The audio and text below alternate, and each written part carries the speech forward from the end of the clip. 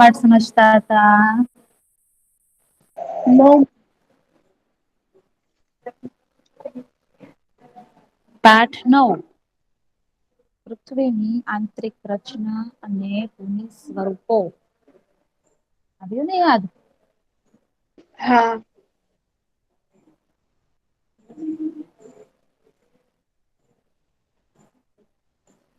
તો આપણે આ પાઠની અંદર શું સમજવાનું હતું કે ભાઈ પૃથ્વી જે છે એની આંતરિક રચના એટલે કે એની અંદરની જે રચના છે એ કેવી છે અને ભૂમિ જે છે એના સ્વરૂપો કઈ પ્રકારના છે. આ આપણે આ પાઠની અંદર સમજવાનું છે.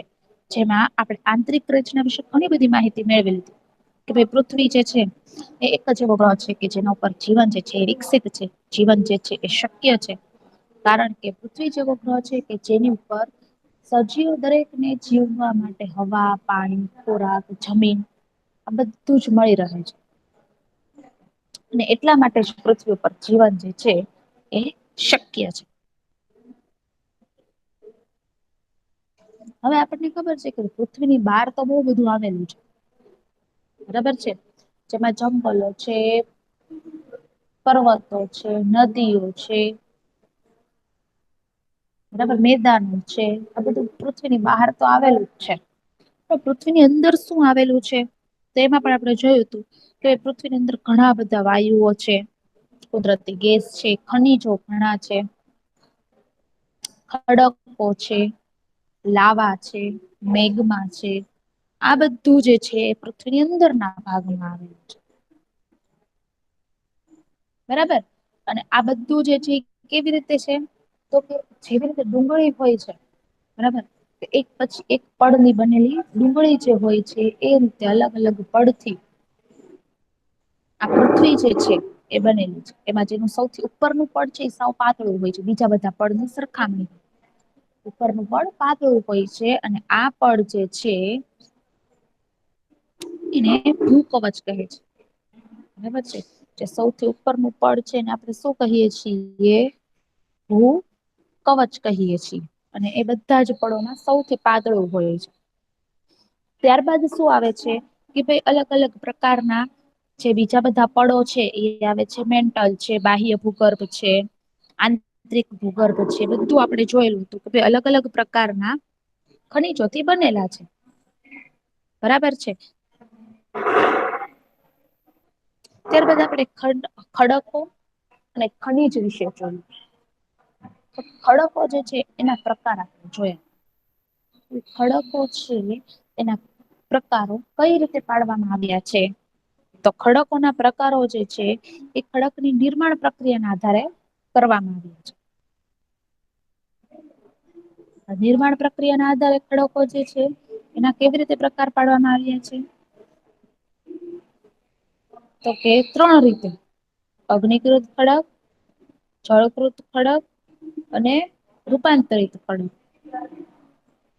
એમાં અગ્નિકૃત ખડક છે એ કેવો છે તો કે જમીનની અંદર જે ગરમ મેઘમાં રહેલો છે મેઘમાં શું છે કોઈને ખબર છે કોઈ મને કહેશે મેઘમાં શું કેવાય કોણ કેશે મને મેઘમાં શું છે મેઘમાં એક પદાર્થ છે ને હમ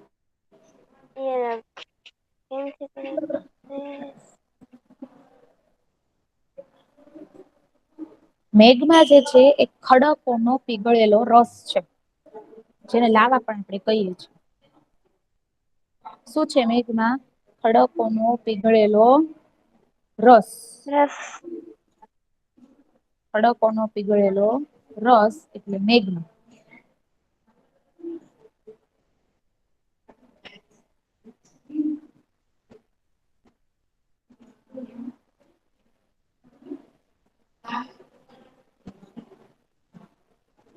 આ જે મેઘમાં છે એ એકદમ ગરમ હોય છે એકદમ લાવા ખુબ ગરમ હોય છે હવે શું થાય કે આજે એકદમ ગરમ પદાર્થ હોય ને જયારે એકદમ ઠંડો થઈ જાય ને એટલે એકદમ કડક જેવો બની જાય આજે ગરમ મેઘમાં છે એ ઠંડો થઈ અને નક્કર થઈ જાય છે, એકદમ પથ્થરા જેવું થઈ જાય છે. મેઘમાં કઈ થોડોક એવો ન હોય, બહુ બધો હોય.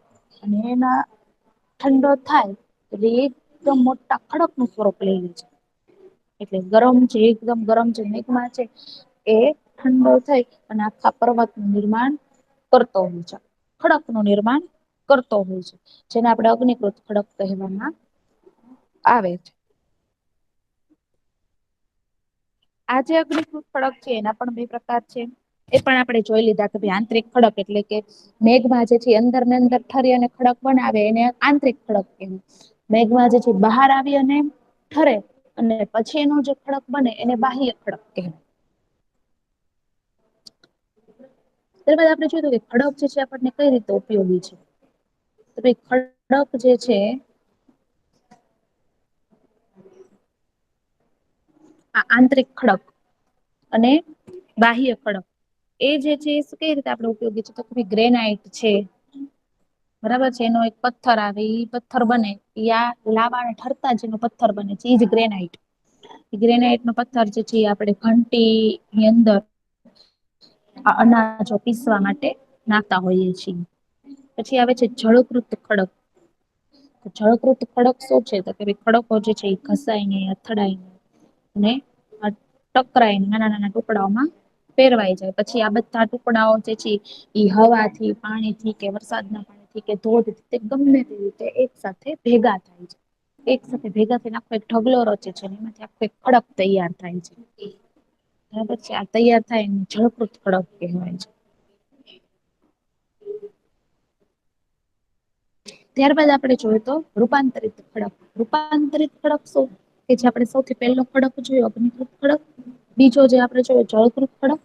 આ બંને ખડકો જે છે એ ઊંચા તાપમાન અને ઊંચા દબાણના કારણે એકબીજામાં રૂપાંતરિત થઈ જાય છે, મિક્સ થઈ જાય છે. અને આને કહેવાય છે રૂપાંતરિત ખડક. બરાબર છે, ત્યારબાદ આપણે ખડક ચક્ર જોયું. કે ભાઈ જમીન માંથી સૌથી પહેલા એકદમ ગરમ મેઘમા નીકળે. મેઘમાં જે છે એ વાર આવીને ઠંડો પડે એટલે ઠંડો પડતા એમાંથી ખડક બને. એ જે બહાર આવે ને ઠંડો પડે ને ખડક બને એને અગ્નિકૃત ખડક કહેવાય. ગમે તે કારણોસર ફસડાઈને, ઢસડાઈને પાણી કે પવન આ બધા ખડકોના ટુકડાઓ ને એક જગ્યાએથી બીજી જગ્યાએ લાવે અને ત્યાં આગળ એક પાછા ખડક ની રચના થાય. ઈ ખડક બની ગયું પ્રસ્તર ખડક એટલે જળકૃત ખડક. જળકૃત ખડક છે, અગ્નિકૃત ખડક છે. આ બંને ખડકો જે છે એ ઊંચા તાપમાનના કારણે કે વધારે દબાણના કારણે રૂપાંતરિત થાય છે એકબીજામાં એને રૂપાંતરિત ખડક કહેવાય છે. ત્યારબાદ ફરી પાછી આને આ પ્રોસેસ શરૂ થઈ જાય. પાછા એ બધા ખડકો જે છે એમાંથી પાછી લાવા બને. લાવામાંથી મેઘમાં બને, મેઘમાં પાછી બહાર આવે, બહાર આવીને પાછું એ ઠંડો પડે. ઠંડો પડીને પાછો એમાંથી ખડક બને. બરાબર એટલે આ સાયકલ જે છે, આ ચક્ર જે છે એ ચક્ર ચાલતું જ રહે છે.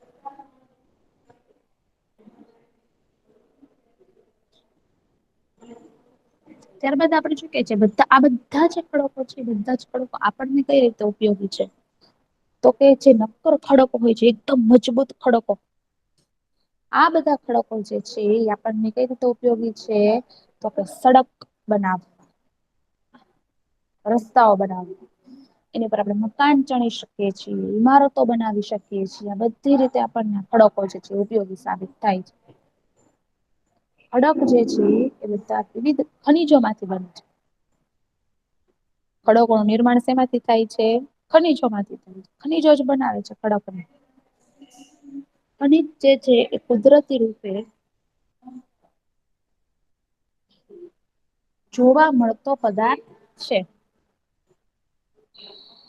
આપણને ખબર છે ખનીજ જે છે એ કુદરતી પદાર્થ છે. ખનીજ જે છે માનવ સર્જિત નથી.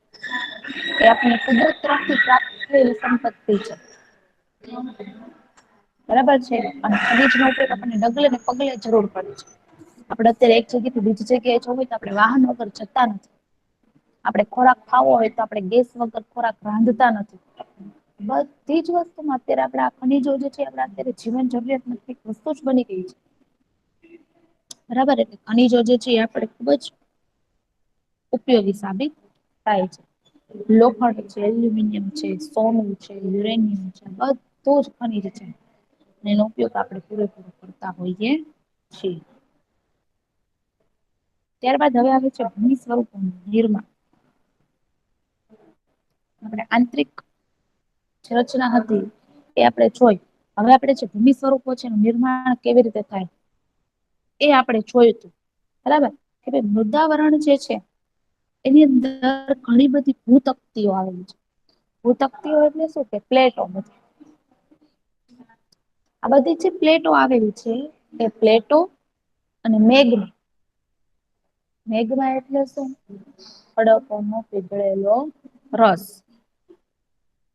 એટલે આ બધી ભૂતકતીઓ અને મેઘમાં આ બંને ભેગા થઈ અને પૃથ્વી જે છે એની ફરતા રાઉન્ડમાં વર્તુળાકાર ગતિ કરે છે.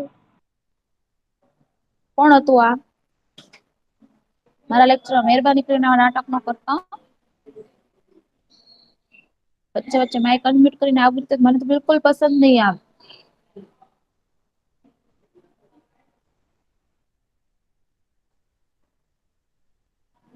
સમીર ચાવડા. કોણ હતું? સમીર ચાવડા સમીર.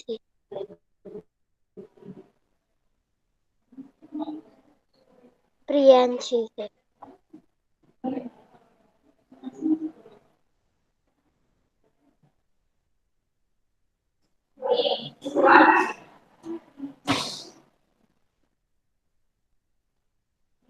આ બધી જે ભૂતકતીઓ છે.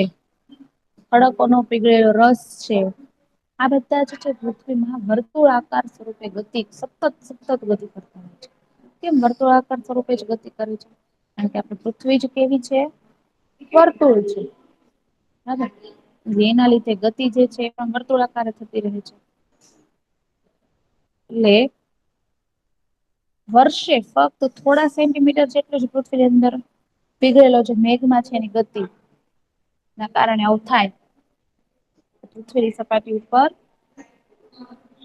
ની અંદર મેઘમા જે છે વર્તુળાકાર ફરતો રહે.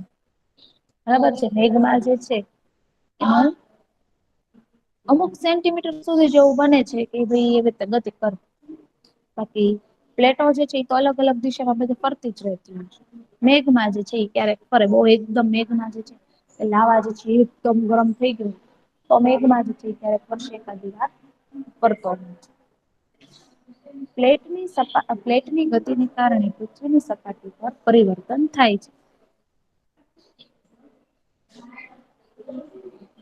પ્લેટની જે ગતિ છે એના કારણે પૃથ્વીની સપાટી છે એની પર પરિવર્તન થતું રહે છે.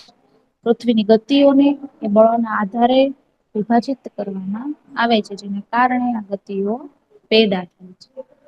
બળ પૃથ્વીના આંતરિક ભાગમાં નિર્માણ પામે છે અને એને આંતરિક બળ કહે છે.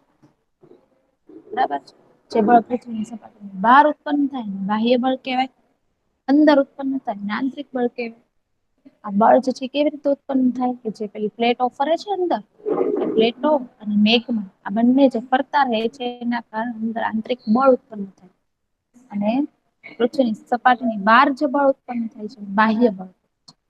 આંતરિક બળને ઇન્ડોજેનિક ફોર્સ બાહ્ય બળને એક્સોજેનિક ફોર્સ કહે છે.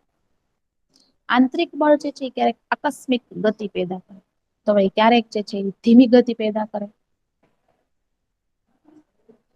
ભૂકંપ અને જ્વાળામુખી જેવી આકસ્મિક ગતિના કારણે પૃથ્વીની સપાટી ઉપર પરિવર્તન પેદા થાય છે. ભૂકવચ પર ખુલ્લું એક એવું છિદ્ર હોય છે.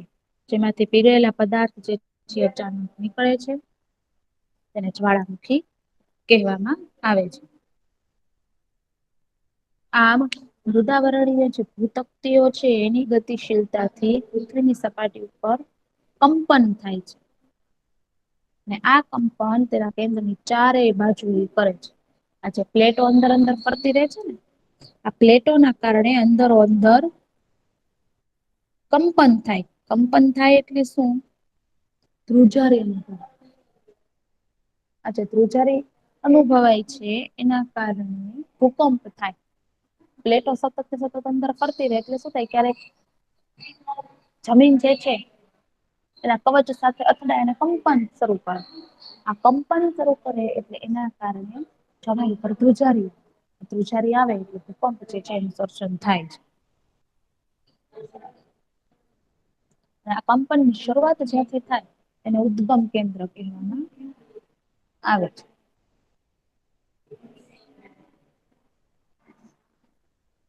આ કંપન ઉદ્ગમ કેન્દ્રના બહારની તરફ તરંગો રૂપે ગતિ કરતી હોય છે.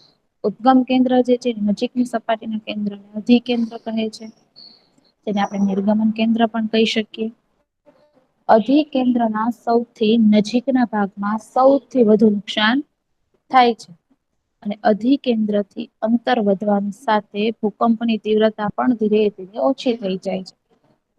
જ્યાંથી ભૂકંપ જે છે એ ઉત્પન્ન થયો હોય ત્યાંથી શરૂ કરીને પછી ધીમે ધીમે કરતો ભૂકંપ જે છે એ જાય નિર્ગમન કેન્દ્ર તરફ આવે એટલે એની જે તીવ્રતા છે એ ઓછી થઈ જાય છે. ઉપરાંત ભૂકંપની આગાહી કરવી એ સંભવ નથી. ભૂકંપ આવવાનો છે એવી આપણને ખબર ન હોય. શું કામ? કારણ કે ગમે ત્યારે પ્લેટો જે છે એનાથી કંપન થઈ જાય ભૂમિ ઉપર. એટલે એની આગાહી થતી નથી કે ભાઈ હવે ભૂકંપ આવવાનું છે એટલા ટાઈમમાં ભૂકંપ આવી શકે એવી શક્યતા છે તો એવું નથી. ભૂકંપની આગાહી થઈ શકતી નથી.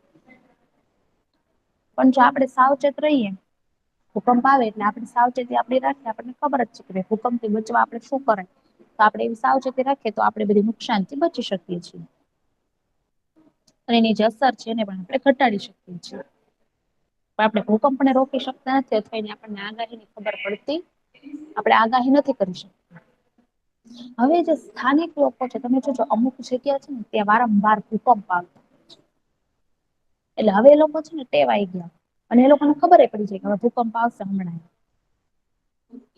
એટલે એ લોકોને ખબર પડી જતી હોય કે ભૂકંપ આવશે. એ લોકોને અનુમાન લાગી જ જાય. એ લોકો અનુમાન લગાવી લે. જેમ કે પ્રાણીઓ જે છે એના વર્તનથી એ લોકોને ખબર પડી જાય. તળાવની માછલીઓ જે છે એકદમ તીવ્ર હેરફેર કરતી હોય. માછલીઓની તીવ્ર હેરફેરથી એ લોકોને ખબર પડી જાય. સરીસૃપો છે એટલે કે જમીનની અંદર જે બધા જીવો રહે છે એ બધા એકદમ પૃથ્વીની સપાટી ઉપર આવે એટલે ખબર પડી જાય. એટલે આ બધા જે સ્થાનિક લોકો છે કે જે વારંવાર ભૂકંપ આવે છે ત્યાં આગળ તરત જ ખબર પડી જાય કે ભાઈ ભૂકંપ આવવાનો છે.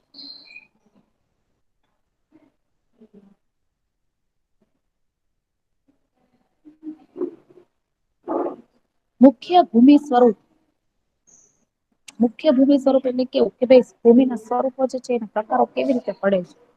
કે જમીન જે છે એક સરખી નથી હોતી. જમીન જે છે ને સતત ધોવાણ થતું હોય ક્યારેક પવનના કારણે ધોવાણ થાય. ક્યારેક પાણીના કારણે એનું ધોવાણ થાય. ક્યારેક પરિવહનના કારણે એનો ઘસારો થાય. બરાબર છે. ઘસારણ એ ધોવાણ પરિવહન વિક્ષેપણ જેવી પ્રક્રિયા દ્વારા ભૂમિ સપાટી સતત બદલાતી હોય. પૃથ્વીની સપાટી પર ખડકોના તૂટવાથી ઘસારણની ક્રિયા થાય છે. ઘસારણની ક્રિયા કેવી રીતે થાય તો કે જે ખડકો છે એ તૂટવા લાગે. તૂટે એટલે ઘસારો થાય. આપણે ઘસારો કોઈ પણ વસ્તુ પર ઘસારો લાગ્યો છે એમ કેવી રીતે ખબર પડે. કોઈ પણ વસ્તુ તૂટે એટલે આપણને ખબર પડે કે આની ઉપર ઘસારો લાગ્યો છે તો જ વસ્તુ તૂટી. એટલે ખડકો તૂટે એટલે ખબર પડે કે ઘસારાની ક્રિયા થઈ છે.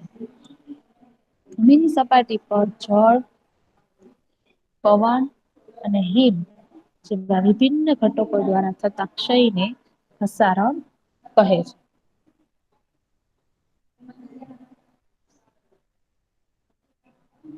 પવન જળ વગેરે જે ઘસારણયુક્ત પદાર્થો છે એક સ્થળેથી બીજા સ્થળે લઈ જાય છે તેને પરિવહન કહે છે. તે પદાર્થોનું અન્યત્ર નિક્ષેપણ કરે છે. ઘસારણથી નિક્ષેપણ સુધીની જે પ્રક્રિયા છે પૃથ્વીની સપાટી પર વિભિન્ન ભૂમિ સ્વરૂપોનું નિર્માણ કરતી હોય છે. નદીનું કાર્ય આપણે જોઈએ તો કે ભાઈ નદી જે છે એ શું કામ કરે છે. તો કે નદીના પાણીથી જમીનનું ઘસારણ થાય છે. નદી જે છે એ ધોધ સ્વરૂપે ઊંચા ઊંચા જે ખડકો છે એ ખડકો માંથી નીકળે છે. જો આપણને આમાં એનો ફોટો આપેલો છે કે કેવી રીતે નદીઓ જે છે એ ધોધ સ્વરૂપે વહે છે.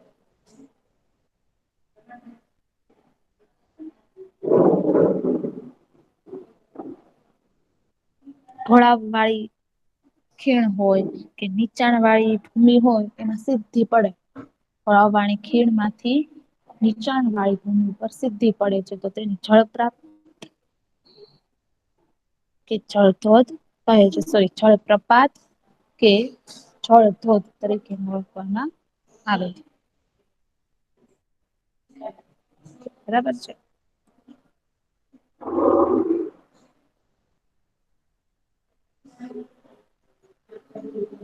ચલો મુખ્ય ભૂમિ સ્વરૂપો જે છે એ વાંચવાના છે. કોણ વાંચશે? હું વાંચું મેમ? હા વાંચો ચાલો. ધારણ એ ધોવાણ પરિવર્તન અને નિષ્ફળ જેવી પ્રક્રિયા દ્વારા ભૂમિ સપાટી સતત બદલાતી થાય છે. ધૂમ પાટી પર જળ પર્વત અને હિમ જેવા ધડકો દ્વારા થતા ક્ષયને ધારણ કહે છે. પવન જળ વગેરે ધારણ યુક્ત પ્રધાનને એક સ્થાન પ્રસારણ યુક્ત બીજા સ્થાનને લઈ જાય છે તેને પરિવહન કહે છે. અને તે પદાર્થનો અન્ય કહે છે. ધારણ થી નિષ્ફળ સુધીની આ પ્રક્રિયા પૃથ્વીની સપાટી પર દ્વિપવન ભૂમિ નું નિર્માણ કરે છે. સરસ. ચલો નદીનું કાર્ય વાંચવાનું છે. કોણ વાંચશે? મિસ વાંચું? વાંચો. નદીના પાણીથી જમીનનું ઘસારણ થાય છે. જ્યારે નદી નક્કર ખડક પરથી સીધા ઢોળાવ વાળી ખીણ કે નીચાણ વાળી ભૂમિમાં પડે તો જળપ્રપાત કે જળધોધ કહે છે.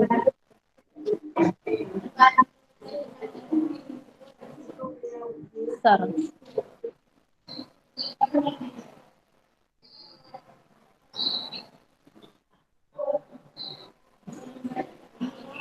ચલો એક વખત આપણે આ ભૂમિ સ્વરૂપો નિર્માણ ઊંચાવું છે. કોણ મસ્ત સરસ મજાનું વાંચશે? મિસ વાંચું? 29. ચાલો વાંચો. 29 વાંચો ચલો. ભૂમિ સ્વરૂપોનું નિર્માણ. મૃદાવરણ અનેક ભૂતકતીમાં વિભાજિત છે. જે મૃદાવરણીય ભૂતકતી પ્લેટ કહે છે. તમે એ જાણીને નવાઈ પામશો કે ભૂતકતી પ્લેટ અલગ અલગ દિશામાં ફરતી રહે છે. એટલે કે વર્ષ ફક્ત થોડા સેન્ટીમીટર પૃથ્વીમાં પીગળેલા મેગ્મામાં થતી ગતિના કારણે છે. પૃથ્વીની અંદર એક વર્તુળ રૂપે ફરતો રહે છે. પ્લેટની ગતિને કારણે પૃથ્વીની સપાટી પર પરિવર્તન થાય છે. પૃથ્વીની ગતિઓને બે બળોના આધારે વિભાજિત કરવામાં આવે છે. તેના કારણે આ ગતિઓ પેદા થાય છે. તે બળ પૃથ્વીના આંતરિક ભાગમાં નિર્માણ પામે છે. જેને આંતરિક બળ ઇન્ડોજેનિક ફોર્સ કહે છે. અને જે બળ પૃથ્વી પર ઉત્પન્ન થાય છે તેને બાહ્ય બળ એક્સોજેનિક ફોર્સ કહે છે. આંતરિક બળ આકસ્મિક પેદા કરે છે. ભૂકંપ અને જ્વાળામુખી આકસ્મિક ગતિને કારણે પૃથ્વી પર પરિવર્તન થાય છે. ભૂકવચ પર ખુલ્લું એક એવું છિદ્ર હોય છે જેમાંથી પીગળેલા પદાર્થ અચાનક નીકળે છે અને જ્વાળામુખી કહેવામાં આવે છે. આ મૃદાવરણીય ભૂતકતી પ્લેટની ગતિશીલતાથી કંપન થાય છે. આ કંપન તેના કેન્દ્રની ચારે બાજુ કરે છે. આ કંપનને ભૂકંપ કહે છે. ભૂકવચની નીચે જે સ્થાન કે જગ્યાથી કંપનની શરૂઆત થાય છે તેને ઉદ્ગમ કેન્દ્ર કહેવામાં આવે છે. આ કંપન ઉદ્ગમ કેન્દ્રના બહારની તરફ તરંગો રૂપે ગતિ કરે છે. ઉદ્ગમ કેન્દ્રના નજીકના સપાટીના કેન્દ્રને અધિકેન્દ્ર કહે છે. નિર્ગમન કેન્દ્ર અધિકેન્દ્રના સૌથી નજીકના ભાગમાં સૌથી વધુ નુકસાન છે અને અધિકેન્દ્રથી અંતર વધારવાની સાથે ભૂકંપની તીવ્રતા ધીરે ધીરે ઓછી થઈ જાય છે. ઉપરાંત ભૂકંપની આગાહી સંભવ નથી, પરંતુ જો આપણે પહેલેથી હોઈએ તેની અસરને ચોક્કસપણે ઘટાડી શકીએ છીએ. સ્થાનિક લોકો કેટલીક સામાન્ય પદ્ધતિથી ભૂકંપની સંભાવનાનું અનુમાન કરે છે, જેમ કે પ્રાણીઓના વર્તનનો અભ્યાસ, તળાવની માછલીઓની તીવ્ર હેરફેર, નું સપાટી પર આવવું વગેરે. સરસ, ખુબ સરસ. તો આપણે જોયું કે ભૂમિ સ્વરૂપો છે એનું નિર્માણ કેવી રીતે થાય છે. એના જે મુખ્ય ભૂમિ સ્વરૂપો છે એ કેવી રીતે બદલાતા રહે છે, નદી શું કાર્ય કરે છે. જયારે નદી જે મેદાની ક્ષેત્રમાં પ્રવેશ કરે ધોધમાંથી નીકળી અને જે મેદાની ક્ષેત્ર જેમાં પ્રવેશ કરે છે તો તે વળાંક વાળા માર્ગ પર વહેવા લાગે છે. પેલા ધોધ પડતો હોય ત્યારે સીધો ધોધ પડતો હોય છે. પછી છે ને મેદાની જે ક્ષેત્ર છે એમાં એ પ્રવેશ કરે ત્યારે એ વળાંક વાળા માર્ગે જે છે વહેતો હોય છે. નદીના આ વળાંકને સર્પાકાર વહન માર્ગ કહે છે, કારણ કે સર્પ રીતે એ ગતિ કરે છે, સાપની જેમ એ ગતિ કરે છે. એટલે એને સર્પાકાર વાહન માર્ગ કહે છે. ત્યારબાદ સર્પાકાર વહન માર્ગના કિનારા પર સતત ઘસારણ અને નિક્ષેપણ શરૂ થઈ જાય છે. પછી શું થાય કે નદી જે છે મેદાનમાં વહેતી હોય એ મેદાનનો જે જમીનનો ભાગ છે બરાબર છે એનું ઘસારણ કરતી હોય. એટલે પછી ત્યાં આગળ કિનારા છે ત્યાં આગળ ઘસારણ શરૂ થઈ જાય, નિક્ષેપણ શરૂ થઈ જાય. સર્પાકાર વળાંક સમય જતા ખુબ જ નજીક આવી જતા લગભગ ઘોડાની નાળ જેવો આકાર થઈ જાય. જેમ જેમ નજીક આવતો જાય ને તમે જોજો નદી જે છે નદી કિનારે કેમ તમે ગયા હોય તો તમે જોજો પેલા એકદમ ધીમે ધીમે આવતી હોય, પછી કઈક ઊંડો ખાડો કેમ આવે ને ત્યાં પાછળ ગતિ જે છે આખી અલગ થઈ જાય. જ્યાં આગળ જમીનમાં ધોવાણ આવી હોય, જ્યાં ખાડા ખડબડી આવી ગયા હોય, સીધો જે મેદાન પ્રદેશ હોય ને ત્યાં સરસ મજાની સર્પાકાર રીતે વહેતી હોય. જે એકલા ખાડા ખડબડીયા બધું આવી ગયું હોય ઊંડા ત્યાં આગળ આખીની ગતિ જે છે એ અલગ થઈ જાય છે. તે ઘોડાની નાળ જેવો એનો આકાર જે છે એ થઈ જાય છે. જે વધુ નિક્ષેપણ આવી જાય છે. આ અવસ્થામાં જયારે નદીમાં પૂર આવે છે ત્યારે નિક્ષેપણથી જ વળાંક વચ્ચેના ભૂમિ ભાગો નદી પ્રવાહથી કપાઈ જાય છે. પછી આ જે બધા ભાગો છે જો આખી જમીન જે છે એમાં ઊંડાણ આવી જાય. આ જમીન જે છે સીધી છે, હવે અહીંયા આગળ ખાડો હતો તો એ ખાડો આખો ઊંડો થઈ જાય. પાણી બધું આમ વયું જાય ને આખો પછી આખો આમ ઢોળાવ થઈ જાય. બરાબર એટલે ગતિનો આકાર જ આખો ચેન્જ થઈ જાય છે. નદી તેના લાંબા વહન માર્ગને છોડીને સીધો માર્ગ ગ્રહણ કરે છે. નદી છોડેલા નળાકાર ભાગમાં પાણી રહી જાય છે. નદીના જે છોડેલો નળાકાર ભાગ હોય ત્યાં તો પાણી રહી જાય, કારણ કે આ ઊંડું હતું એટલે ઊંડેથી પાણી જે છે આમથી આમ ગયું એટલે અહીંથી એને જલ્દી આવી ન શકે પાણી. ઓલું આમ એટલું હોય ને તો એ ફટાફટ બધી જગ્યાએથી પાણી આવે ક્યાંય પાણી રહી ન જાય. પણ અહીંયા ઊંડો ખડાયો છે એટલે શું થાય કે પાણી થોડુંક રહી જાય. પાણી રહી જાય એટલે નાળાકાર સરોવર કહે છે. એને નાળાકાર સરોવરના નામે ઓળખવામાં આવે છે. ક્યારેક નદી પોતાના કિનારાથી બહાર વહેવા લાગે. ક્યારેક કેવું બને કે એનો જે કિનારો આવી ગયો એ કિનારાથી બહાર આવી જાય એનું પાણી. તેને નાળાકાર સરોવર કહેવામાં આવે છે. ક્યારે કેવું બને કે નદી જે છે એ પોતાના કિનારાથી બહારની બાજુ વહેવા લાગે. પરિણામે જે બધા વિસ્તારો હોય નદી નજીકના વિસ્તારો ત્યાં કાપ અને અન્ય જે પદાર્થો હોય એનું નિક્ષેપણ કરે, એનું ધોવાણ કરે પછી. ક્યારે કેવું બને કે પાણી વધી ગયું હોય નદીની અંદર તો શું થાય કે નદી કિનારાથી બહાર આવી જાય. અને અમુક જગ્યાએ જે બધા કાપ, કારણ કે નદી કિનારાના વિસ્તારો છે બધા કાપ વાળા છે. એ બધી જગ્યાએ પદાર્થો નિક્ષેપણ કરે અને પૂરના મેદાનો કહે છે. કારણ કે નદી જે છે એનું પાણી કિનારાની બહાર ક્યારે આવે, જ્યારે પૂર જેવી પરિસ્થિતિ સર્જાતી હોય ત્યારે. બરાબર, એટલે આજે પૂર જેવી પરિસ્થિતિ સર્જાય અને એ જે કાપ જે છે એ બને અને પૂરના મેદાન કહેવામાં આવે છે, જેનાથી સમતલ ફળદ્રુપ પૂરના મેદાનનું નિર્માણ થાય છે. અને આ જે પૂરના મેદાન હોય ને એકદમ ફળદ્રુપ હોય, કારણ કે શું થાય કે પાણી આવ્યું છે પૂરના લીધે, એના કારણે જમીન જે છે એ ધોવાઈ ગઈ છે ને જમીન જે છે પોલી બની ગઈ છે. એટલે પોલી જમીન હોય ને જમીન હંમેશા ફળદ્રુપ હોય. અને પાછું વળી ત્યાં અંદર પાણી પણ રહેલું હોય. એના કારણે ખુબ જ ફળદ્રુપ જે છે જમીન બની જાય છે. જ્યારે નદીના બંને કિનારે મોટા પ્રમાણમાં કાપ અને માટીના નિક્ષેપણથી લાંબા અને ઓછી ઊંચાઈના અનેક ઢગ રચાય છે. ઘણા બધા ઢગો રચાતા હોય છે કાપ માટીના લીધે, કારણ કે નદી જે છે એનું પાણી બધું માટીને બધું ઢસડી ઢસડી અને લાવતી હોય છે. એટલે એના કારણે કાપ અને માટી જે છે નાના નાના ઢગ જે છે એ રચાતા હોય છે. આ જે ઢગ રચાય ને કુદરતી તટબંધ કહે છે. કુદરતી રીતે જ આખો બંધ બંધાય જાય નદીની ફરતે.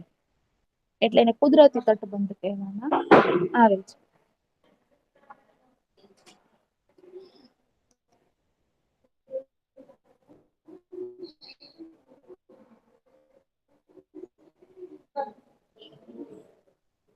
નદી જે છે એ ધીમે ધીમે સમુદ્ર સુધી પહોંચે છે, સમુદ્રને છેક મળે છે.